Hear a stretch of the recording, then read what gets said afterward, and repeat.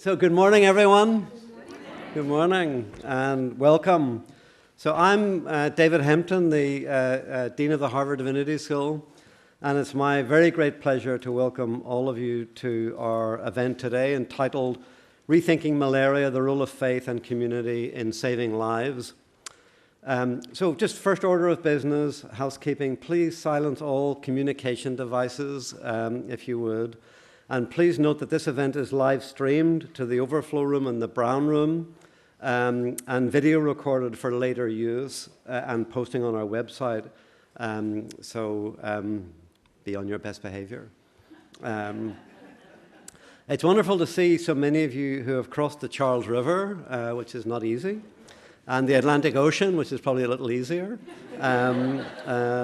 to convene with us today to think about malaria and the role of faith institutions in saving lives.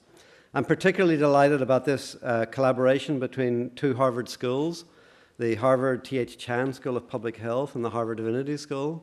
It seems like these days we hang out a lot together, really. We had Atul Gawande, who gave our Ingersoll lecture and convocation address just last month. And I know Michelle Williams has other schemes ahead, so we're really delighted to be with you in this. We've also partnered with the J.C. Flowers Foundation, the Defeating Malaria from the Genes to the Globe initiative at Harvard University, and the Center for the Study of World Religions here at HDS, to host this delegation of our honored and most reverend guests, the 4 Anglican bishops and the Archbishop, who've traveled from Africa via Washington, D.C. and New York to be with us today. We are really delighted that you're with us. Thank you so much for being with us as part of your itinerary. Please see the short biographies of these very distinguished and multi-talented Anglican church leaders in your programs. There's a little piece in all of them. So we are really honored to have you with us. Also deeply grateful to Chris Flowers, who's with us today with his wife Anne, good friends of ours, and thank you that you've included us in this significant event. Also honored to have with us Dr. Kenneth Staley, who is the U.S. Global Malaria Coordinator and leads the U.S. President's Malaria Initiative, and you will hear from Dr. Staley a little later. Please also allow me to thank, a lot of thanks, the 2 leading faculty members for this event, Dr. Dyann Wirth and Professor Jacob Olupona, for being the moderators of our panel discussion today. Dr. Dyann Wirth is the Richard Pearson Strong Professor of Infectious Diseases, is an outstanding scholar, teacher, scientist, and medical doctor, and a member of the Chan School of Public Health and the head of the Defeating Malaria from the Genes to the Globe initiative, who has devoted her life and work to the eradication of malaria. She writes, "Of course we have more to uncover, but the primary goal, malaria elimination and eradication, is no longer beyond our reach. Indeed, it is both amazing and sobering to consider that the last mile of malaria elimination and eradication is already being realized in many countries." Our other moderator is my colleague and friend, Professor Jacob Olupona, Professor of African Religious Traditions here at HDS, and who also holds a joint appointment with the Divinity School and the Faculty of Arts and Sciences. He is a very distinguished scholar, writer, and teacher of African religions and their social and cultural contexts in Africa and throughout the world. He has been a wonderful colleague to all of us here at the Divinity School, and we're delighted, Jacob, for your participation today. Thank you. Our thanks go also to Carmen Mejia, Executive Director of the Defeating Malaria Initiative at the Chan School of Public Health. We're grateful to the staff at the Dean's Office at HDS and members of the J.C. Flowers Foundation who organized today's event with so much energy and dedication. A lot of people have put a great deal of effort and energy into this, so let's give them a round of applause, everyone who's made some. So thank you, everyone. Here at the Divinity School, we know that faith leaders and their organizations have the ability to bring energy and resources to solving some of humanity's biggest problems. Today, we've assembled an extraordinary panel of speakers with experience doing exactly that in sub-Saharan Africa. 2 key strengths, I think, that faith organizations bring to these efforts that I want to specifically emphasize are their ability to organize their communities around health-related social needs and their ability to network or link people to much needed resources. And I look forward to hearing more from our distinguished panel of Anglican bishops about how they're leveraging these strengths in their local communities in Africa. Our colleagues in the medical and public health professions have a long history of partnering with faith leaders to seek their assistance in galvanizing communities, from encouraging members to seek health care and completing health assessments, to reducing health risks through preventive actions or treatments. In her book, Religion as a Social Determinant of Public Health, Ellen Idler, director of the Religion and Public Health Collaborative at Emory University, states, quote, "There are few, if any, communities in the world where there is no religious institution at all. And in many communities, particularly the most vulnerable, religious institutions may be the most important, vital, and functional social institutions in the lives of community members." So as we begin today's program, I encourage all of us to consider new ways and actionable steps how we at Harvard and beyond, as a community of learners, doers, activists, scientists, and world citizens, can foster an ongoing dialogue about the interconnections of faith and public health and of public health within faith. So to begin this effort, we will explore this topic through the lens of malaria prevention.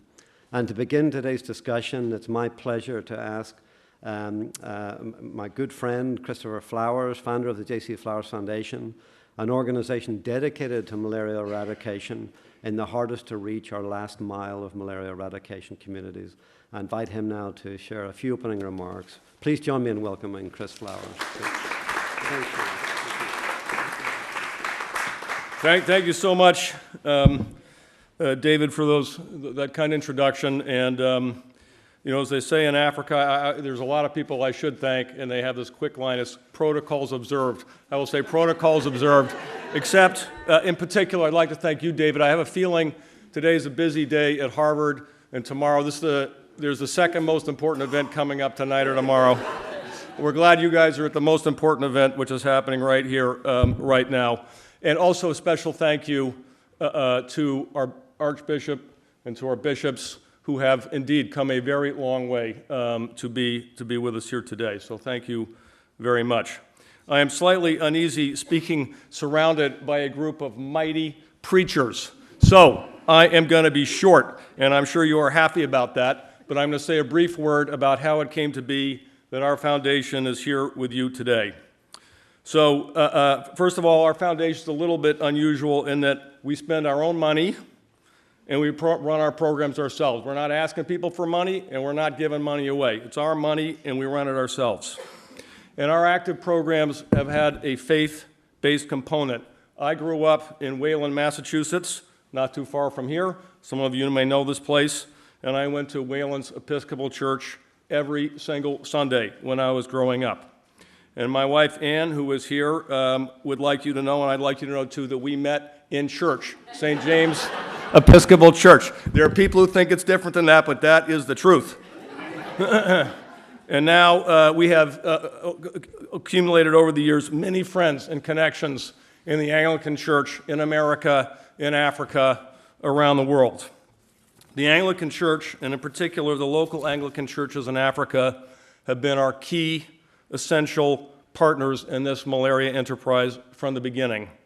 And nothing would happen without them as partners. I first visited Zambia with Susan Lassen, the head of our foundation, in 2004, and I first met the charismatic Archbishop Chama at that time. I already knew that malaria exacts an enormous burden in Africa, and also that, at least in theory, malaria can be, and indeed has been, eliminated using relatively low-cost and well-known solutions. But we made a journey, a metaphorical but a real journey, to 5 hours in the Land Rover to a remote, itsy-bitsy village in Zambia, and kind of picking a little bit about what you said a moment ago, David.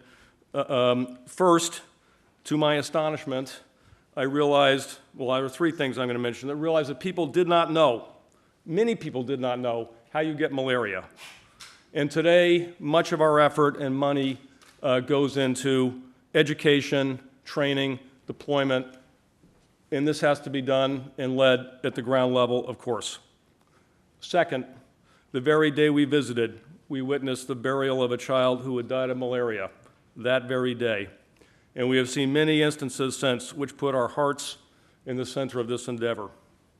Third, the only organized institution in this village was the Anglican Church, led by a pastor, respected member of the community. So in 2004, we began our program of distributing anti-malaria nets and other interventions in partnership with our friends from the church, with whom you see here, and with many other partners and a large body of volunteers organized by the church. And I think together we've done some good. But, and of course you would expect me to say this, we are only something like halfway across this river. And in this river, you either get the whole way across or you drown.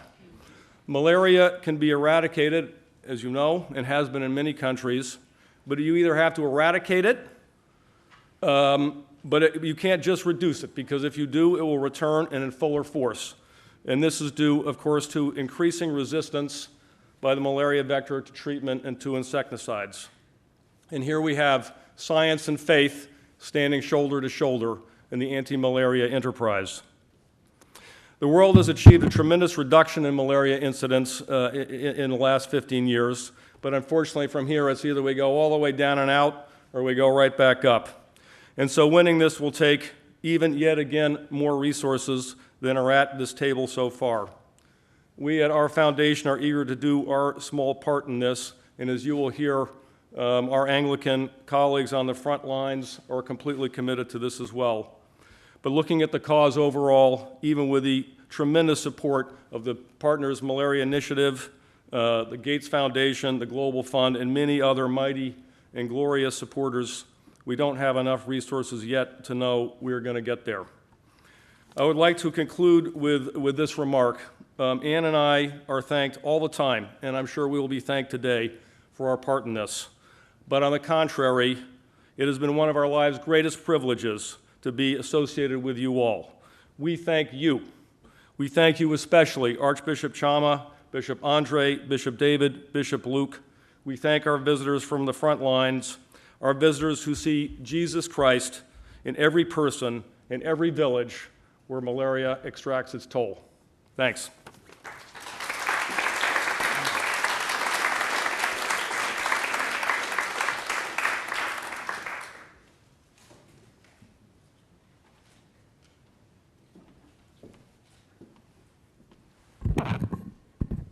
Well, hi, folks. Thanks very much, JC,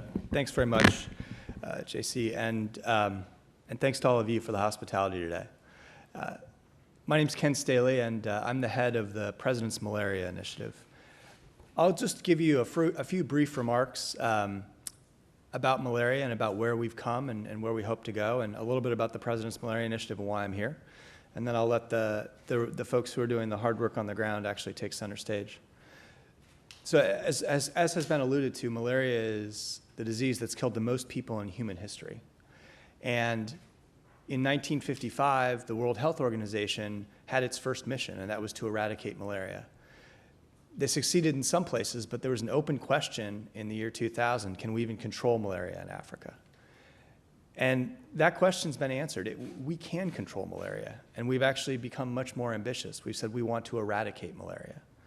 So the President's Malaria Initiative is a bipartisan initiative that started under President Bush, continued under President Obama, and then has increased under President Trump. We're in 27 countries around the world, most of them the most malarious in the world. And we use a series of proven interventions to try to get to scale in each country to reduce morbidity and mortality. And along with our partners, we've saved about 7 million lives since the year 2000, which is absolutely incredible. Now we're at a point where we're trying to think really about a moonshot, eliminating malaria from the world. And the reason I'm here today is because the faith community plays a big role in what we do in each one of these countries. So from the Democratic Republic of Congo, where 70% of the treatment that's provided is actually provided through faith-based care, to the Nigerian interfaith dialogues that have actually been remarkably successful in spreading information and helping people to know how to seek treatment, to the cross-border initiative that you'll hear about here,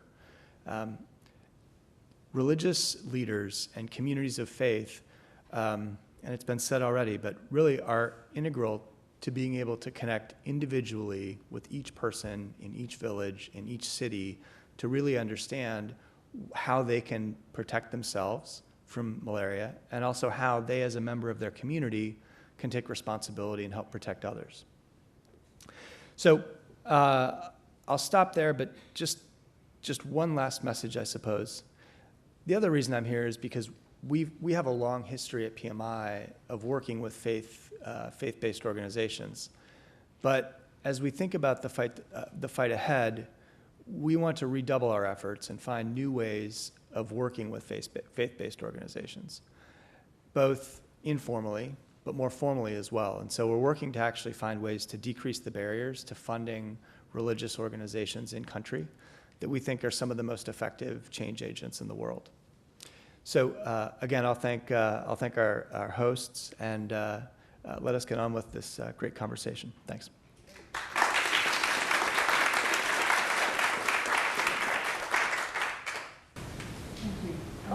Well, I'm Dyann Wirth, and thanks to Divinity School for hosting this and for the remarks. I really am here as one of the malaria experts, and in my role as leading Defeating Malaria, the Defeating Malaria Initiative at Harvard. And I think this is really an example of this vision that to solve this problem, we need many different disciplines, many different groups, and groups with deep expertise in certain areas collaborating to solve one problem, that is getting rid of malaria, creating a malaria-free world. As Ken said, we just indicated, we've made great progress, but malaria remains a major disease with 250 million cases a year and 500,000 deaths, primarily in children under Africa, as we speak today. And so this remains a major problem, and one that we are really looking forward to this discussion, because whether it's developing the newest tool that will be used to implementing what we have now at the community level, all of these pieces must work. And the discussion today really brings us together with those in the faith community leading the frontline efforts, and we look forward to hearing about this. So I will turn over the panel to my co-moderator, Jacob, and we will now have a discussion, a bit mentored to begin with, and then we'll have questions from the audience. So, Jacob. Thank you. I think it's better I stay here so that I can see my Lord Bishop. And also, permit me to begin with a couple of observations. Dean Hampton, my Lord Bishops, Professor Dyann Wirth, and the Flowers Foundation. Let me greet you and welcome you to our school. I thank Dean Hampton for inviting me to be part of this conversation. I welcome it as a professor here and also as a true Anglican. I do see the faith-based initiatives that we are witnessing today as a kind of an urgent intervention in ending a serious health problem on the continent. And those of you who are familiar with the history of colonialism in Africa may remember how in those history books we read in the 60s and 70s, we were told that one of the reasons why the colonialists had to leave the continent was that malaria gave them hell. But the truth of the matter is that malaria has turned out to be the African problem today. It's not the European or white man's thing, as we used to say. And so it's important that we welcome this type of initiatives but we also recognize the role that a School of Divinity can play in facilitating this conversation. So I thank the Flowers Foundation for providing it. On a personal note, I want to recall what happened in the 60s when I was still a teenager, and how the chief medical officer, a white man, came to my father and asked him to please help in sensitizing the women of the church to the issues of breastfeeding. It turned out at that time that they were being discouraged from breastfeeding. Those who were selling the formulas were all over the place. And so I think my father preached a very difficult sermon where women should take breastfeeding seriously. I wish I remembered the text he used. I would have loved to share with my Lord Bishop. But what is important about it is that we are dealing with a major issue, and the church has a role to play in that. I like the reference to interfaith dialogue that you, one of the members of the panel, also mentioned. My position in this has always been that interfaith dialogue should not be about doctrinal matters or telling us who is the greater, Muhammad or Jesus, but joining hands to deal with African issues, issues of governance, issues of health, economic crisis that we all face with. And so I'm very pleased to welcome my Lord Bishops. And I'll begin with a very simple question that we would like all of you to think about what has been your role in this project. What has been your contribution, and what are your perspectives on how this issue of malaria crisis is dealt with in your different dioceses, and the kinds of interventions, these are critical interventions that you have succeeded in making. I think we'll start from that end. Thank you. Thank you, Professor, and thank you to all of you who are gathered here this morning. As it has been alluded to, malaria, even despite the progress that we have made, has still remained a major killer of children under 5 in Zambia. And despite that, we've continued with the fight, and we have given ourselves a goal that by 2021 we should eliminate malaria in Zambia. It's being overzealous, but at least we have a goal to look to, and we are geared to fight the malaria. And as a church, we are part of that goal. And what we have done so far is to mobilize some of our churches, particularly those which are found in the high burden areas of malaria. Mainly, we have trained the mothers, we have trained the fathers who are interested to do this on what malaria is, simple, basic information about malaria. And it's them who are carrying that message to the entire communities. And most of the communities now are fired up, and they're teaching each other how to protect themselves. And we are using the tools that have been made available to us by the scientists. So the scientists have produced the tools, and we are carrying out the job. We are the foot soldiers. And among the tools that we are using, of course, are the nets, which is a major tool. We are also using the IRS, which is the indoor residual spraying.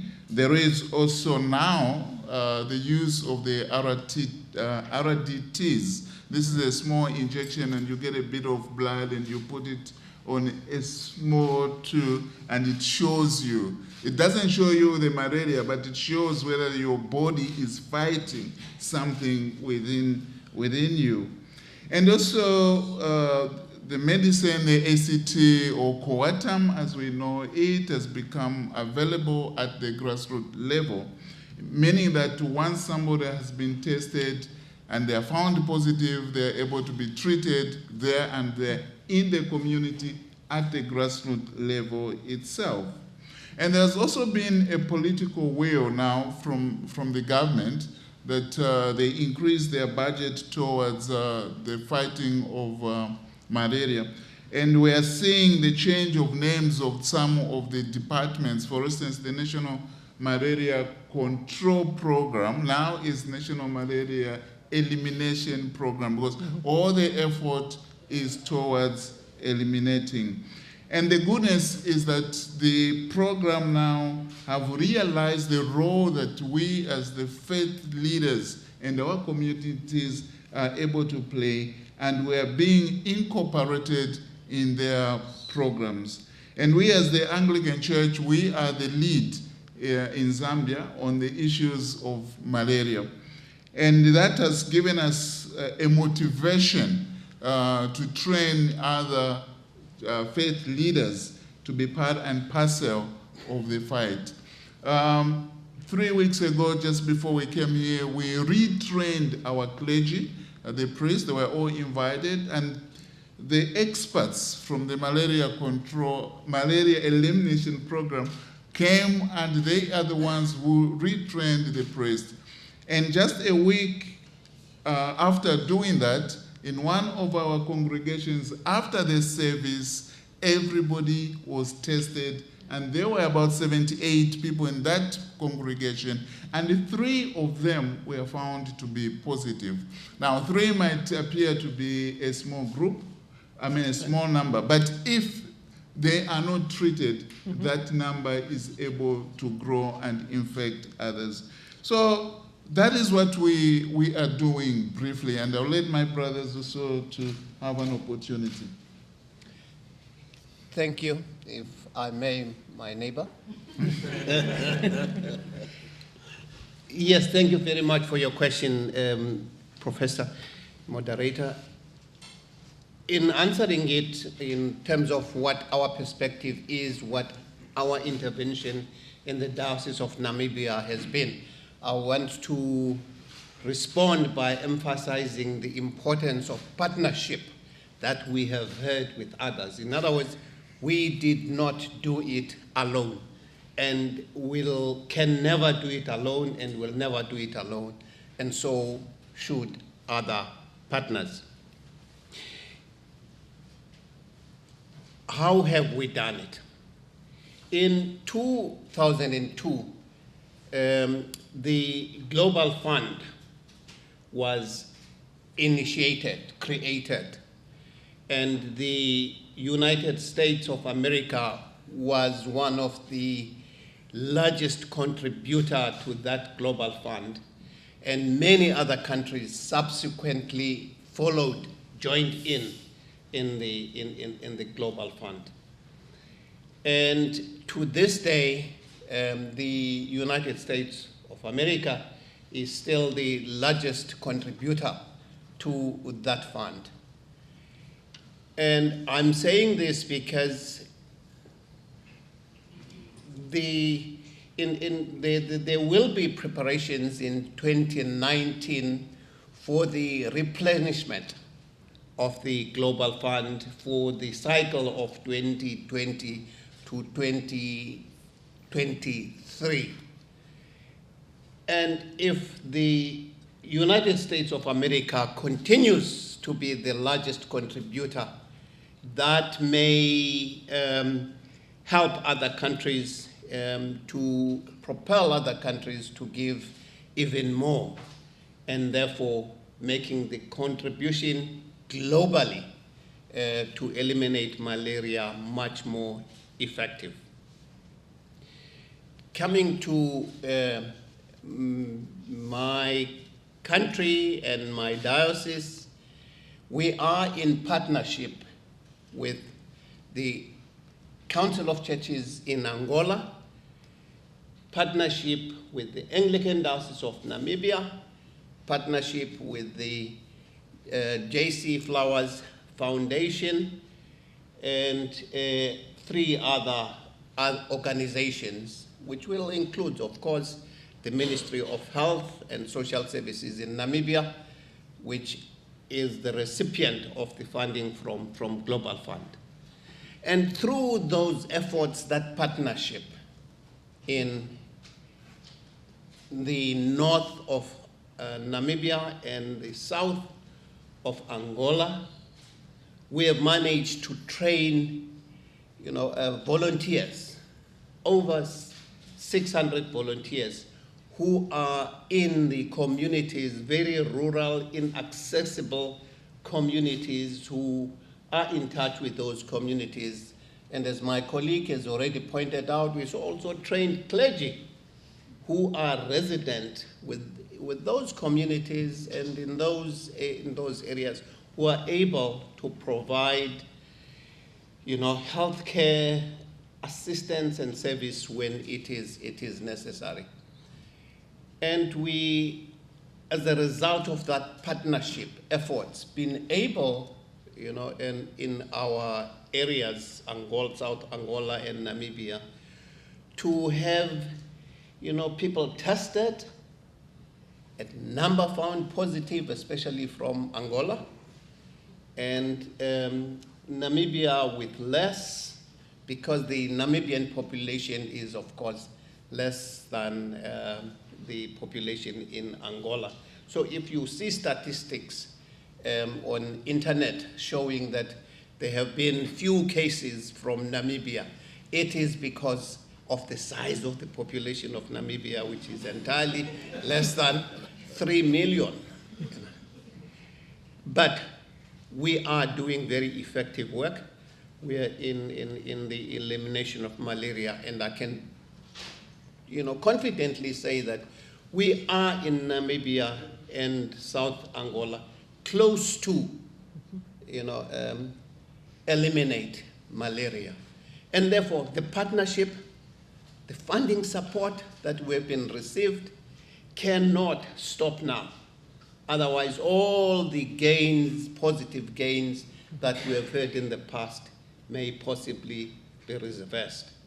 So if there's, for me, any rethinking that we need to do, it is rethinking about funding initiatives. It is rethinking of partnership initiatives. I would like to stop the moderator for now.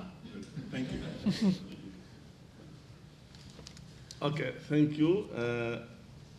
Firstly, I'd like to express my gratitude for the people of United States of America, for your love, for your compassion, and for your generosity.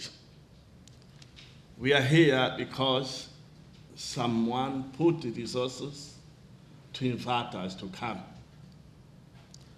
So it means that the family of GC Flower Foundation is very keen to help African people to eliminate malaria. And you know that Namibia and Zambia, they have already timetable to eliminate malaria, but contrary in my country, Angola, we still have a long time, a long journey until we achieve the goal. But it is important to say that Anglican Church started working in fighting against malaria in 2005. You remember that we have faced civil war during 27 years. War have destroyed the country. And we come to the end in 2002.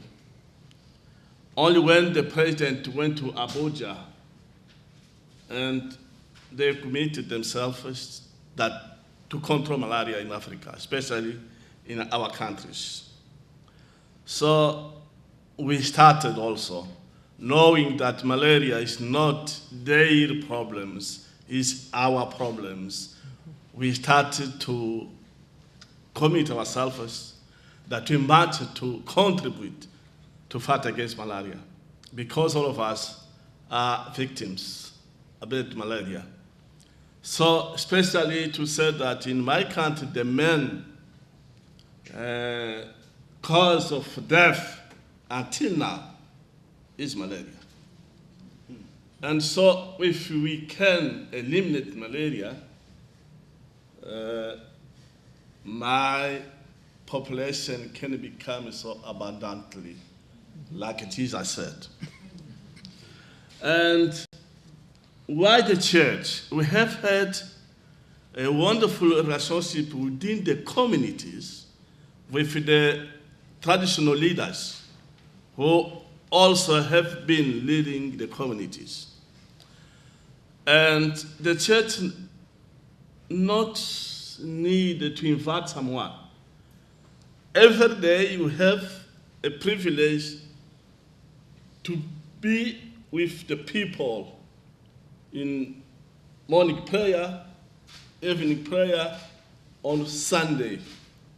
So my government has called the church like the social partners, because the church are very, very involved in education and health. And it is why we have this privilege to say that coming together to fight against malaria, because all of us together, we can eliminate malaria. It is why we are here to share our experience. Like someone said, Socrates said that we can, I'm not teaching someone. What we are doing just to say to one another to move, because we have the truth in our mind. We are not doctors, but we are the leader in the communities, and the community trusts in us. It is why it is easy to say that we can together fight against malaria. It is our challenge and our commitment. Thank you. Thank you, my Lord. This is fascinating. Partnership is important. Church-state relations is important. And obviously, we are seeing your impact, the diocese and the community. For the benefits of our people here who are not too familiar with what we're going through on the continent, would you like to tell us a little bit about how malaria has impacted the lives of members of your community? I'm not talking about the fact that not going to church on Sundays, they will not be able to pay their tithes and the collection, but I mean their lives, you know, as individuals and the community. If you can tell us a little bit about it, that would be great. Yes, we, all of us, living in the community. So living in the community, we know well our problems. And we know what we can contribute for the benefits of our communities, our people, and ourselves. Just to say that we have a good relationship because we are building every day the relationship with the communities people. It is why they are not investment what we are doing. So people know the religious leaders and they trust of them. In our context, during 27 years, in some area that we not have political authority or administration authority, but the church has been there, suffering together with the community, in good time, being so very happy with the communities, in the bad time, crying for the community. This is our great privilege. Just to add to what the Bishop has said, malaria is not only a physical ailment, it is also a socio-economic problem. And once people have got malaria, it means that even their work, they reduce their working hours because they're not able to do what they're able to do if they are well. School children are not able to go to school because they are home, they are not feeling well. And when death occurs in that community, it brings grief to that. So it does have an impact on the community. And sometimes it does bring witch hunting. What I mean here, when you are in those communities, people believe that somebody, your uncle didn't like you and they sent you this thing at night when you were sleeping and you wake up with a fever. And once you start witch hunting, it destroys families as well. And it's also a financial burden on the family and also on the country itself, because you require medication in order to treat the malaria. So it has both the social and the economic impact in the community. But you cannot overrule Professor. They won't come on Sunday, and I won't have the time. Thank you. I think for me, just to put a twist on your question, is that it is, malaria kills. And because malaria has that effect in the communities, it has had the effect of bringing the community together because there is a common enemy that everyone faces. And that's the tragedy of what it has done. People have become aware that this is my neighbor. And as Mr. Flowers said in his open remarks, this person gives me this person is an icon of who God is. In this person, I see Jesus. It has enabled people to respect each other, to form communities in ways that they have not done before. I don't know whether this is a good thing or not, but it is one of the outcomes that it has done. And so the fight against malaria has therefore mobilized communities, created more respect for each other. Thank you. I'm going to ask maybe just one more question, and then we will throw it open. It has to do with the reference to traditional healings and traditional medicine, and the fear that members of the church often, have, as we've just had. What has been the response of the church to this, particularly as it relates to the problem we're trying to deal with? And coupled with that would be, on the other side, faith healing that has become very central and important now in this age of evangelical, Pentecostal, charismatic churches. So how have you been able to deal with it, particularly given the huge assignment that you have? Thank you. To start with, we are talking about remote areas where the health facilities do not exist. The first option people would go to is a traditional healer. Now, with ourselves, we don't go there and condemn the traditional healer, because as soon as you do that, it means you create a gap between yourselves and the traditional healers. So the best we do is to go in with a teaching to try and win them over by teaching what is malaria, a simple, basic knowledge. Once the people know what malaria is, how one gets malaria, then when they have the symptoms, excuse me, they won't rush to the traditional healer.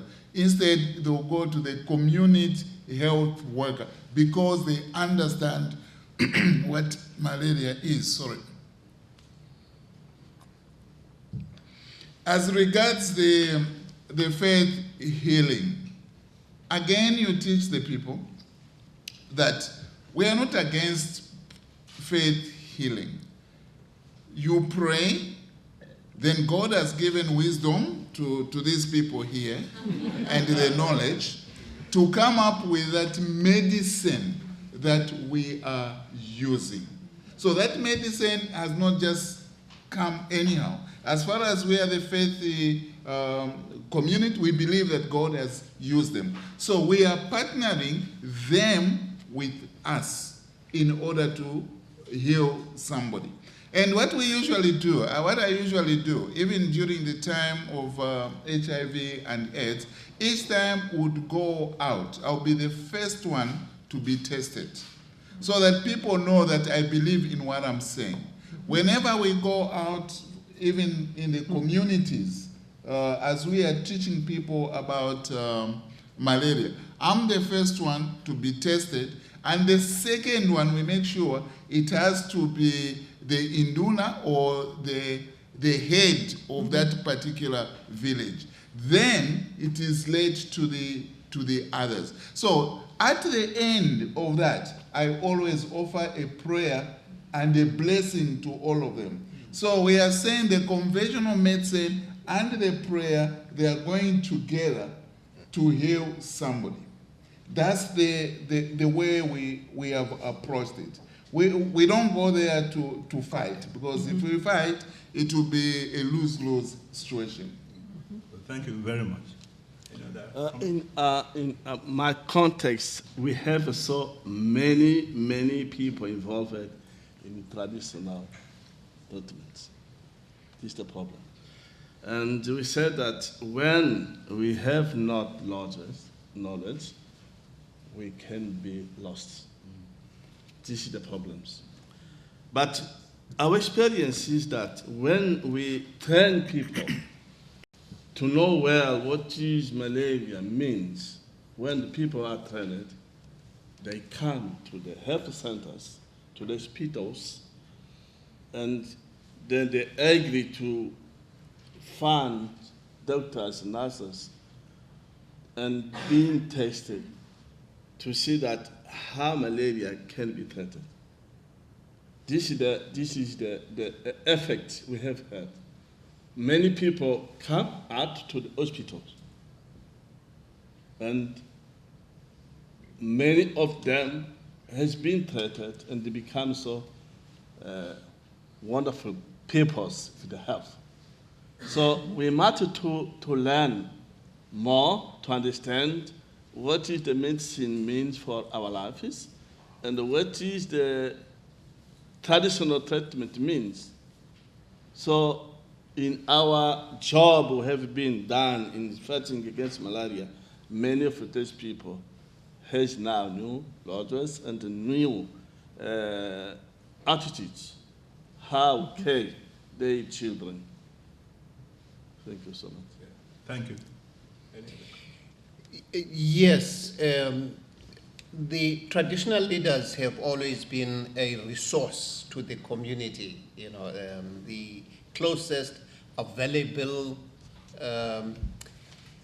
resource for healing.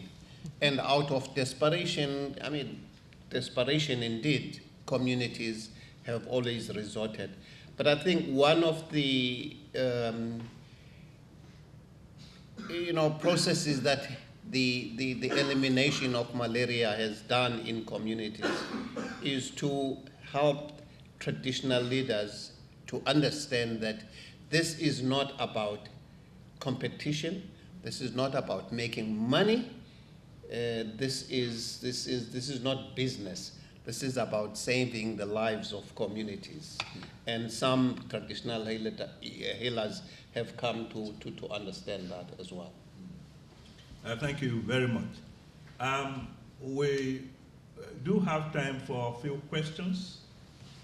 Kindly raise your hands and be very brief. I would suggest that we take a couple of questions, maybe about 4 or 5, and give the bishop the chance to respond to them. Yes, please. Oh, sorry, we need a microphone. Yeah. Let me take my glasses. Can we?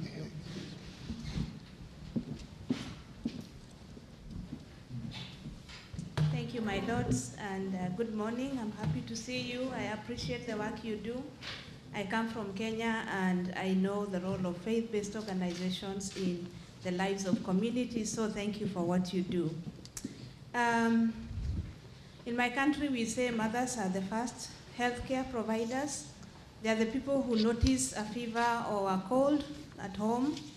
And I just wanted you to speak about how are you roping women, if they are the first healthcare providers at home, into fighting malaria. And especially given that, for me, I'm a professor of religion and gender, and I'm very much concerned about women leadership.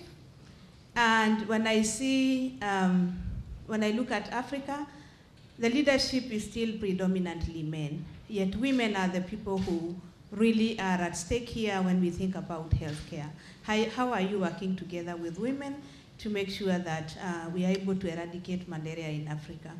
My second comment has to do with what Professor Olupona has said about interfaith partnerships. Every time various faith-based organizations have come together, to fight HIV and AIDS or for peace building, we see better results. And I want to see, I would like you to comment on what kind of partnerships are you building with Muslim organizations, with Pentecostal churches and charismatic churches and evangelical churches in Africa to come together to kill this animal? It's because people are stronger together when they work in that direction. Thank you. Thank you. Another question then, and I'll move this way.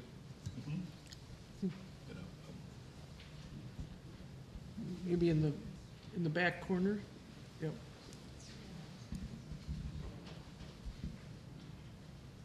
Thank you. I'm Gloria Whiteham, and I'm both a pastor and a physician, so I'm particularly encouraged by this conversation. I had thought of the angle, healthy congregants means a healthier tithe. I like that. I am so encouraged again by this conversation, and I have a question that's comparable to the sisters here. To what extent were churches involved in the fight against AIDS, as you know, epidemic in the late 70s and 80s? And what did you learn from that engagement, and how does that inform your engagement now? Because even though AIDS is the numbers are down, it's an ongoing struggle. Thank you. Okay, sure, let me come to this side. Yes, please.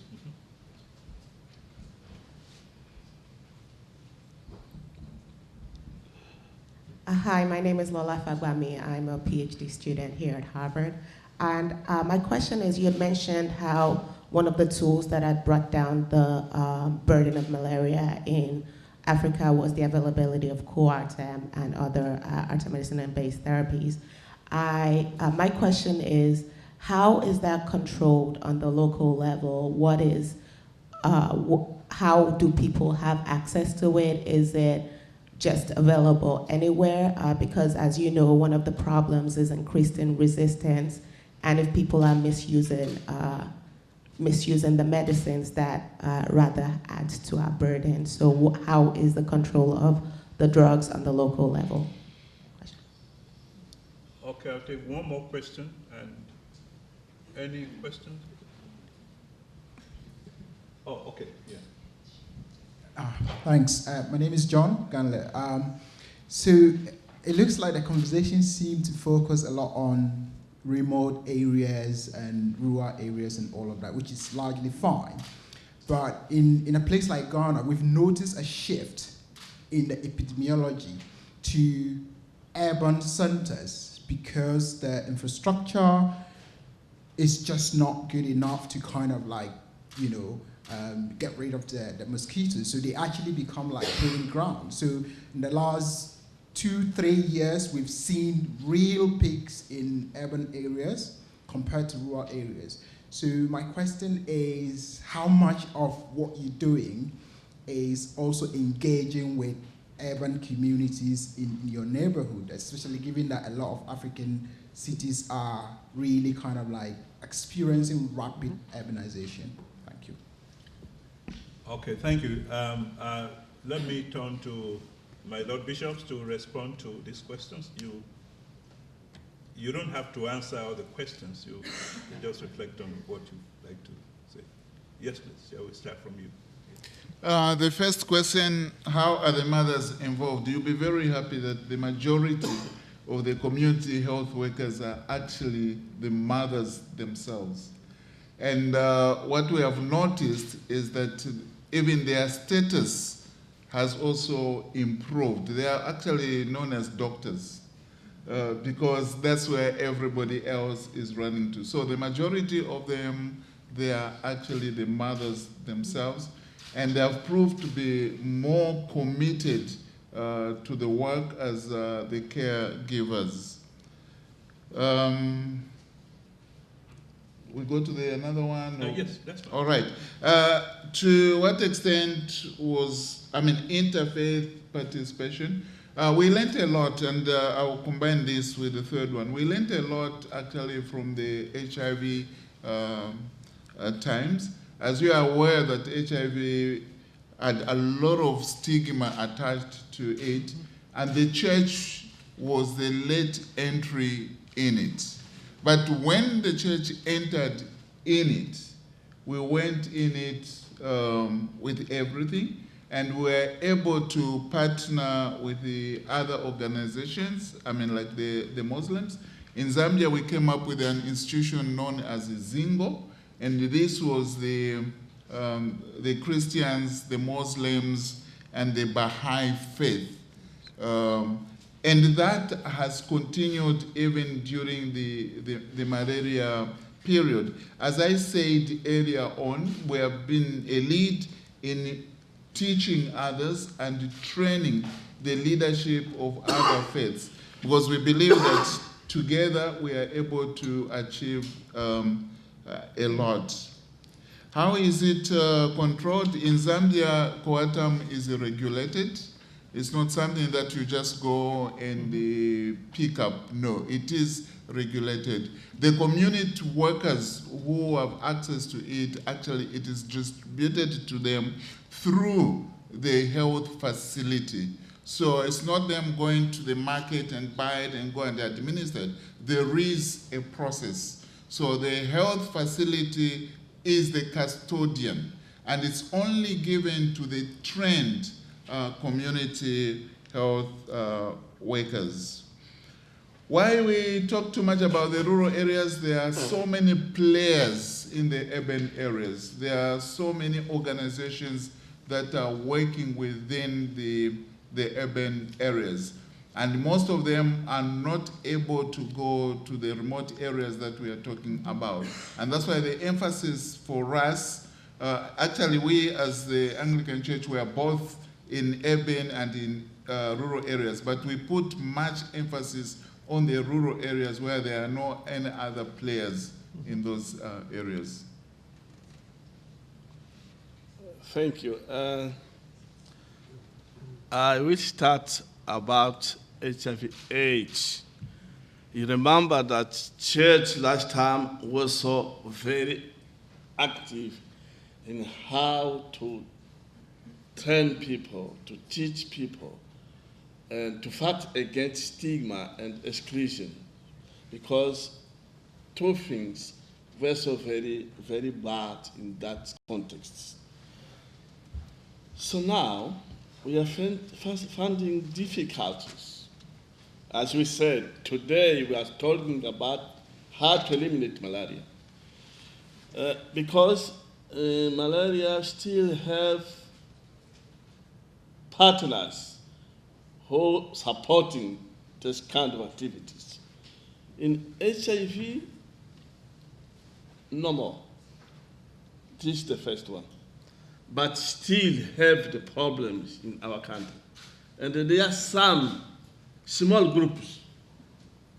So we can say exactly that we left this problem to the government, Minister of Health.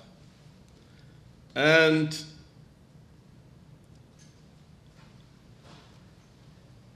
we have within the church powerful group called Mothers Union. So in every activity which the church has been done, mothers are very involved. Remember that in the bad effects of malaria, who is the more victim is the mother. Sometimes has 2 or 3 children, all of them are infected. So to care them, it is very difficult. And to bring them to hospital, maybe living very far. So it is why mother is very important in all our actions. So they are very active in the church, and they help in all this initiative which the church has been taking. The misuse of drugs. I'm not sure if you are talking about, I can't even remember who the person asked. Yeah, I don't know if you are referring to drugs being used for other purposes, where in areas where drugs are given to a government or to a community, and therefore community selling them. I'm not sure exactly what you mean. But what I can point to is, in our case, the nets, which had used, for fishing instead.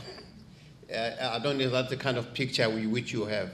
That for us really emphasizes the need of more teaching on communities. In other words, more education on the what the good use of nets can actually do to a person, to a family, to communities. The control of drugs has not been an issue. Where it probably becomes an issue is when a person does not complete the treatment and keeps the treatment for a recurrence at another time. Yeah, that again points to more education, to more training of communities. Thank you. Are there actually questions?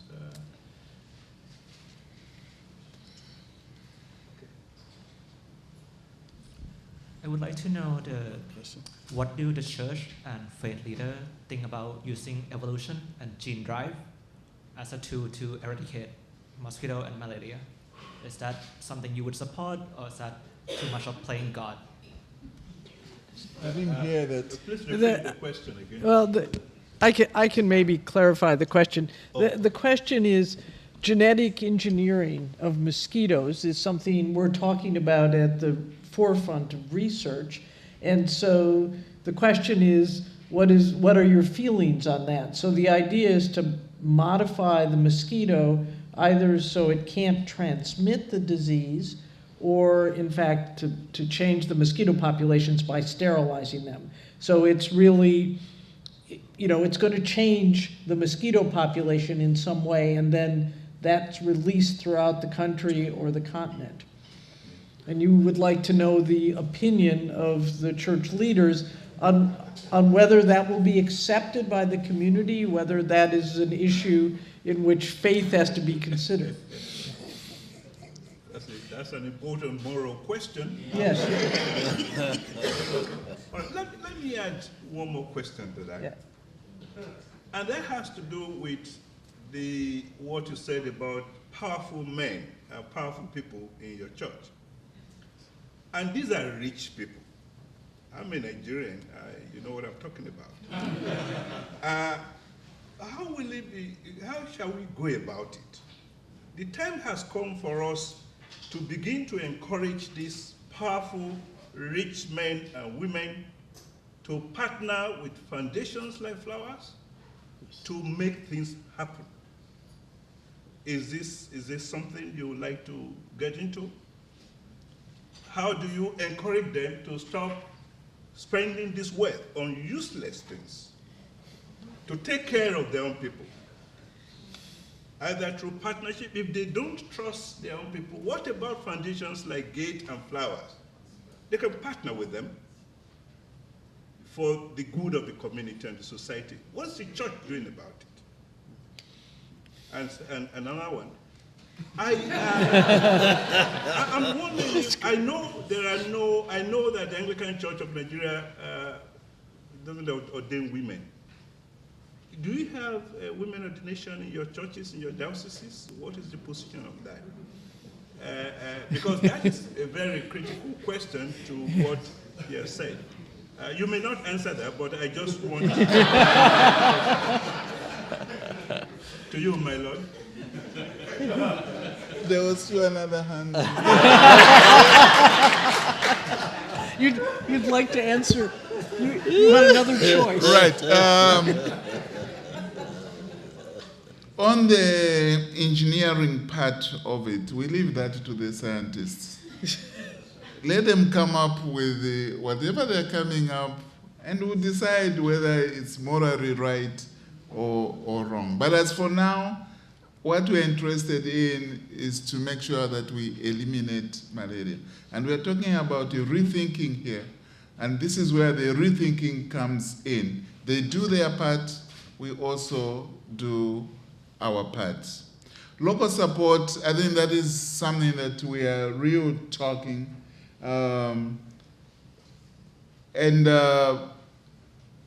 It's a hard work to try and get resources from the parishioners themselves. But there are others. I don't want to do a blanket cover here. There are few individuals who would come and say, what do you think I can contribute to? Those are there. But they're in minority. And in most cases, there are some who come with a specific area. In this area, what can I do?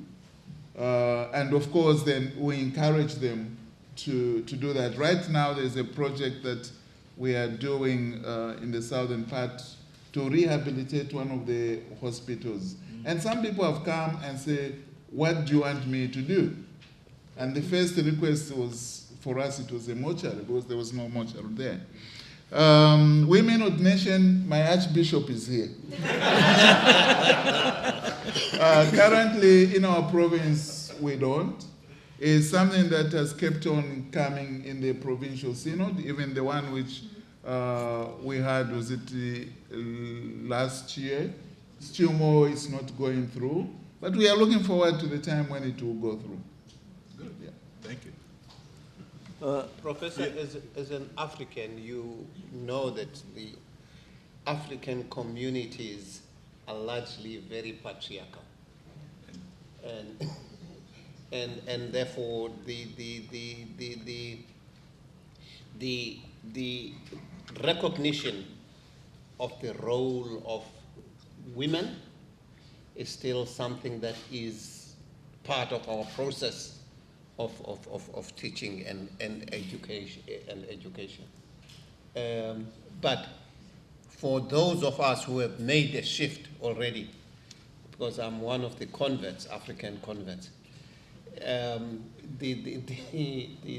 do acknowledge the need for partnership, and women should be one of those who are recognized as partners in the fight against AIDS and in leadership roles. Thank you. Thank you. So just to say that in Africa, there are so many rich men and women in Africa. But the problem is not having a lot of money. The problem is the heart. What kind of heart these people have been? This is the problem.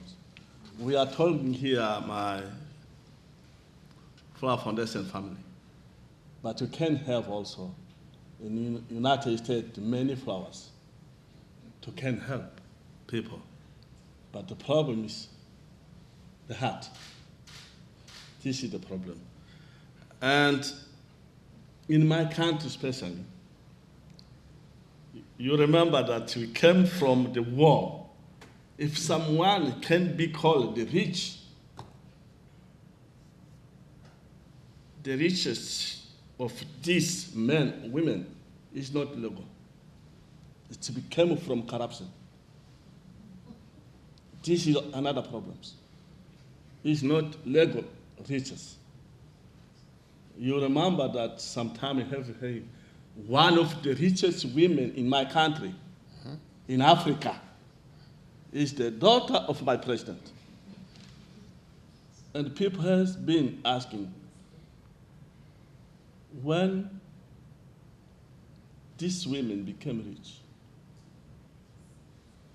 what can't sometimes she replied the person and said that I started to my business of the selling eggs. And another said, what kind of eggs? Diamond eggs?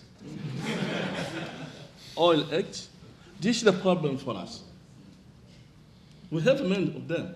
But also the new president in my country, he's taking many of them in the same party into the prison. Because he decided to fight against corruption. Corruption and nepotism. This is the problem. In my diocese, I have 5 priests, women priests. It's hard to respond that we have ordained women and the 1 deacon. It's a small number, but the problem is training problems. If someone can help the diocese to train more women, I will be so very happy. Thank you very much. This is wonderful. Anne, would you like to make some remarks before we close? No, I think this has been very interesting. I want to thank the bishops and my co-moderator for, I think, a very interesting discussion. And I think this really brings, I think, a great example of this notion that I think you said it best. You know, I'm an expert in the science, and you're an expert in community mobilization, and we both have the same goal. And I think it's very exciting to think that actually eliminating malaria is bringing communities together, because in the scientific community, this notion, I was at the meeting when the Bill and Melinda Gates, along with leaders of the World Health Organization, announced that again in 2007, we would move to malaria elimination. And those of us who are experts in the field thought, oh, this is never going to work. We've tried it before. It's a challenge. But it caused the scientific community to come together and say, well, maybe it can work, and how can we make it work? And I think it seems to me that we are now at that stage, as I think Chris Flowers said, we're at that stage where it's a possibility. We know we can do it, but we're going to have to stay the course. And I think it's exciting to know that we have partners and to meet our partners at the very front edge of eliminating malaria, and bring them together with the community that spans all of the needs, including the great financial needs. So with that, I think I want to thank the panelists and really thank the audience for their questions. Jacob? Yeah, thank you very much, my Lord. I know we're going to meet again. Thanks for the conversation.